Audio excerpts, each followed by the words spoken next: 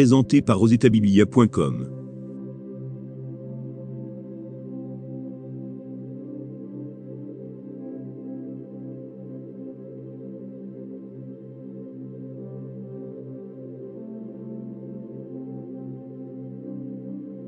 Épître de Jacques. 1. Jacques, serviteur de Dieu et du Seigneur Jésus-Christ, aux 12 tribus qui sont dans la dispersion, salut. Mes frères, regardez comme un sujet de joie, complète les diverses épreuves auxquelles vous pouvez être exposés, sachant que l'épreuve de votre foi produit la patience. Mais il faut que la patience accomplisse parfaitement son œuvre, afin que vous soyez parfaits et accomplis, sans faillir en rien. Si quelqu'un d'entre vous manque de sagesse, qu'il la demande à Dieu, qui donne à tous simplement et sans reproche, et elle lui sera donnée. Mais qu'il la demande avec foi, sans douter, car celui qui doute est semblable au flot de la mer, agité par le vent et poussé de côté et d'autre. Qu'un tel homme ne s'imagine pas qu'il recevra quelque chose du Seigneur. C'est un homme irrésolu, inconstant dans toutes ses voies. Que le frère de condition humble se glorifie de son élévation.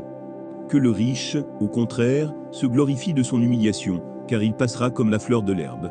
Le soleil s'est levé avec sa chaleur ardente, il a desséché l'herbe, sa fleur est tombée, et la beauté de son aspect a disparu. Ainsi le riche se flétrira dans ses entreprises. Heureux l'homme qui supporte patiemment la tentation, car, après avoir été éprouvé, il recevra la couronne de vie, que le Seigneur a promise à ceux qui l'aiment. Que personne, lorsqu'il est tenté, ne dise « c'est Dieu qui me tente ». Car Dieu ne peut être tenté par le mal, et il ne tente lui-même personne. Mais chacun est tenté, quand il est attiré et amorcé par sa propre convoitise. Puis la convoitise, lorsqu'elle a conçu, enfante le péché, et le péché, étant consommé, produit la mort. Ne vous y trompez pas, mes frères bien-aimés, toute grâce excellente et tout don parfait descend d'en haut, du Père des Lumières, chez lequel il n'y a ni changement ni ombre de variation. Il nous a engendrés selon sa volonté, par la parole de vérité, afin que nous soyons en quelque sorte, les prémices de ses créatures. Sachez-le, mes frères bien-aimés. Ainsi, que tout homme soit prompt à écouter, lent à parler, lent à se mettre en colère. Car la colère de l'homme n'accomplit pas la justice de Dieu. C'est pourquoi, rejetant toute souillure et tout excès de malice, recevez avec douceur la parole qui a été plantée en vous, et qui peut sauver vos âmes. Mettez en pratique la parole, et ne vous bornez pas à l'écouter, en vous trompant vous-même par de faux raisonnements. Car, si quelqu'un écoute la parole, et ne la met pas en pratique, il est semblable à un homme qui regarde dans un miroir son visage naturel, et qui, après s'être regardé, s'en va, et oublie aussitôt quel il était. Mais celui qui aura plongé les regards dans la loi parfaite, la loi de la liberté, et qui aura persévéré, n'étant pas un auditeur oublieux, mais se mettant à l'œuvre, celui-là sera heureux dans son activité. Si quelqu'un croit être religieux, sans tenir sa langue en bride, mais en trompant son cœur, la religion de cet homme est vaine. La religion pure et sans tache, devant Dieu notre Père, consiste à visiter les orphelins et les veuves dans leurs afflictions, et à se préserver des souillures du monde. Jacques. 2. Mes frères, que votre foi en notre glorieux Seigneur Jésus-Christ soit exempte de toute exception de personne. Supposez, en effet, qu'il entre dans votre assemblée un homme, avec un anneau d'or, et un habit magnifique, et qu'il y entre aussi un pauvre misérablement vêtu. Si, tournant vos regards vers celui qui porte l'habit magnifique, vous lui dites, « Toi, assieds-toi ici à cette place d'honneur ». Et si vous dites au pauvre, « Toi, tiens-toi là debout », ou bien, « Assieds-toi au-dessous de mon marchepied », ne faites-vous pas en vous-même une distinction, et ne jugez-vous pas sous l'inspiration de pensées mauvaises? Écoutez, mes frères bien-aimés, Dieu n'a-t-il pas choisi les pauvres aux yeux du monde, pour qu'ils soient riches en la foi, et héritiers du royaume, qu'il a promis à ceux qui l'aiment? Et vous, vous avilissez le pauvre. Ne sont-ce pas les riches qui vous oppriment, et qui vous traînent devant les tribunaux? Ne sont-ce pas eux qui outragent le beau nom que vous portez? Si vous accomplissez la loi royale, selon l'Écriture, tu aimeras ton prochain comme toi-même, vous faites bien. Mais si vous faites exception de personne, vous commettez un péché, vous êtes condamné par la loi comme des transgresseurs. Car quiconque observe toute la loi, mais pêche contre un seul commandement, devient coupable de tous. En effet, celui qui a dit « tu ne commettras point d'adultère » a dit aussi « tu ne tueras point ». Or, si tu ne commets point d'adultère, mais que tu commets un meurtre, tu deviens transgresseur de la loi. Parlez et agissez comme devant être jugé par une loi de liberté, car le jugement est sans miséricorde, pour qui n'a pas fait miséricorde. La miséricorde triomphe du jugement. Mes frères, que sert-il à quelqu'un de dire qu'il a la foi, s'il n'a pas les œuvres? La foi peut-elle le sauver? Si un frère ou une sœur sont nus, et manquent de la nourriture de chaque jour, et que l'un d'entre vous leur dise « Allez en paix, chauffez-vous et vous rassasiez », et que vous ne leur donniez pas ce qui est nécessaire au corps, à quoi cela sert-il? Il en est ainsi de la foi, si elle n'a pas les œuvres, elle est morte en elle-même. Mais quelqu'un dira « Toi, tu as la foi, et moi, j'ai les œuvres. montre-moi ta foi sans les œuvres, et moi, je te montrerai la foi par mes œuvres. Tu crois qu'il y a un seul Dieu, tu fais bien. Les démons le croient aussi, et ils tremblent. Veux-tu savoir, ô homme vain, que la foi sans les œuvres est inutile? Abraham, notre père, ne fut-il pas justifié par les œuvres, lorsqu'il offrit son fils Isaac sur l'autel? Tu vois que la foi agissait avec ses œuvres, et que par les œuvres, la foi fut rendue parfaite. Ainsi s'accomplit ce que dit l'Écriture. Abraham crut à Dieu, et cela lui fut imputé à justice, et il fut appelé ami de Dieu. Vous voyez que l'homme est justifié par les œuvres, et non par la foi seulement. Rahab la prostituée ne fut-elle pas également justifiée par les œuvres, lorsqu'elle reçut les messagers, et qu'elle les fit partir par un autre chemin?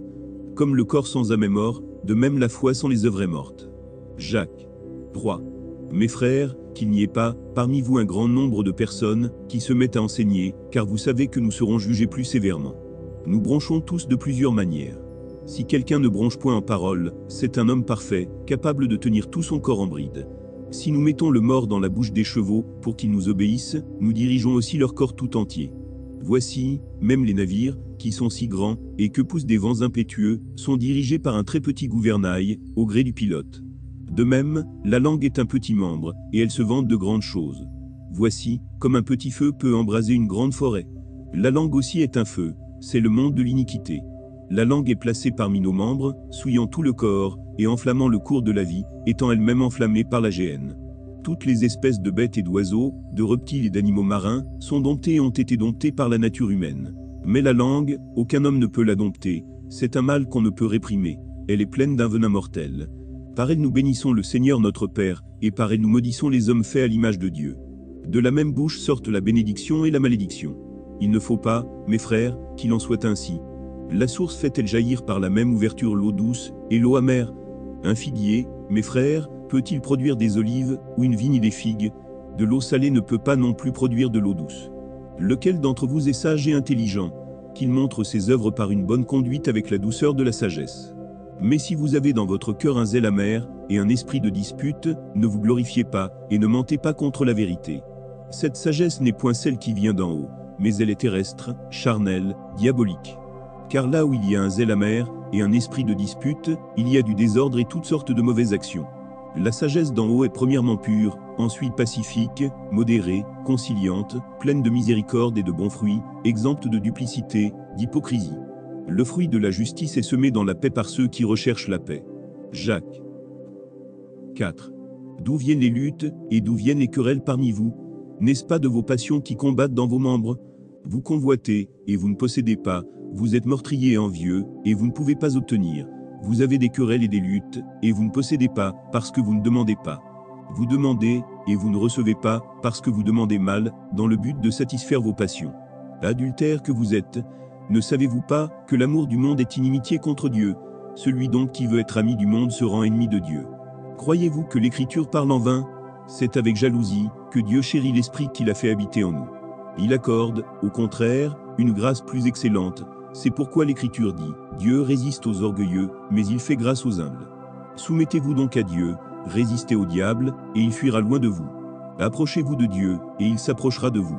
Nettoyez vos mains, pécheurs, purifiez vos cœurs, hommes irrésolus. Sentez votre misère, soyez dans le deuil, et dans les larmes, que votre rire se change en deuil, et votre joie en tristesse. Humiliez-vous devant le Seigneur, et il vous élèvera. Ne parlez point mal les uns des autres, frères. Celui qui parle mal d'un frère, ou qui juge son frère, parle mal de la loi et juge la loi. Or, si tu juges la loi, tu n'es pas observateur de la loi, mais tu en es juge. Un seul est législateur et juge, c'est celui qui peut sauver et perdre. Mais toi, qui es-tu, qui juge le prochain? À vous maintenant, qui dites, aujourd'hui ou demain nous irons dans telle ville, nous y passerons une année, nous trafiquerons, et nous gagnerons. Vous qui ne savez pas ce qui arrivera demain, car, qu'est-ce que votre vie? Vous êtes une vapeur qui paraît pour un peu de temps, et qui ensuite disparaît. Vous devriez dire, au contraire, si Dieu le veut, nous vivrons, et nous ferons ceci ou cela. Mais maintenant vous vous glorifiez dans vos pensées orgueilleuses. C'est chose mauvaise que de se glorifier de la sorte. Celui donc qui sait faire ce qui est bien, et qui ne le fait pas, commet un péché. Jacques 5. À vous maintenant, riches, pleurez et gémissez, à cause des malheurs qui viendront sur vous. Vos richesses sont pourries, et vos vêtements sont rongés par les teignes. Votre or et votre argent sont rouillés, et leur rouille s'élèvera en témoignage contre vous, et dévorera vos chairs comme un feu. Vous avez amassé des trésors dans les derniers jours.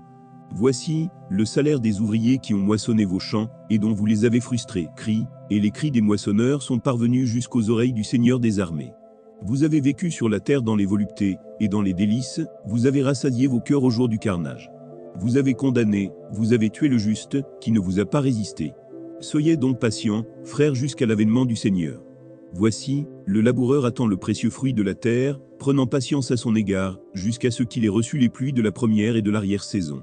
Vous aussi, soyez patients, affermissez vos cœurs, car l'avènement du Seigneur est proche.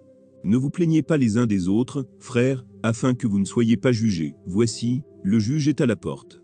Prenez, mes frères, pour modèle de souffrance et de patience, les prophètes qui ont parlé au nom du Seigneur. Voici, nous disons bien heureux ceux qui ont souffert patiemment. Vous avez entendu parler de la patience de Job, et vous avez vu la fin que le Seigneur lui accorda, car le Seigneur est plein de miséricorde et de compassion.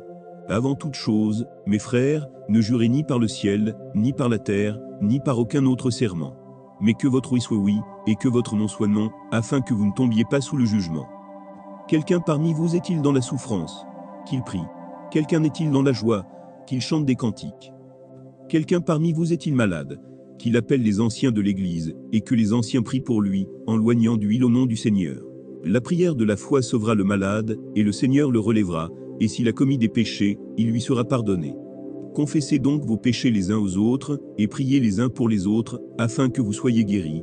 La prière fervente du juste a une grande efficace. Élie était un homme de la même nature que nous. Il pria avec instance, pour qu'il ne plût point, et il ne tomba point de pluie sur la terre pendant 3 ans et 6 mois. Puis il pria de nouveau, et le ciel donna de la pluie, et la terre produisit son fruit. Mes frères, si quelqu'un parmi vous s'est égaré loin de la vérité, et qu'un autre l'y ramène, qu'il sache que celui qui ramènera un pécheur de la voie où il s'était égaré, sauvera une âme de la mort, et couvrira une multitude de péchés.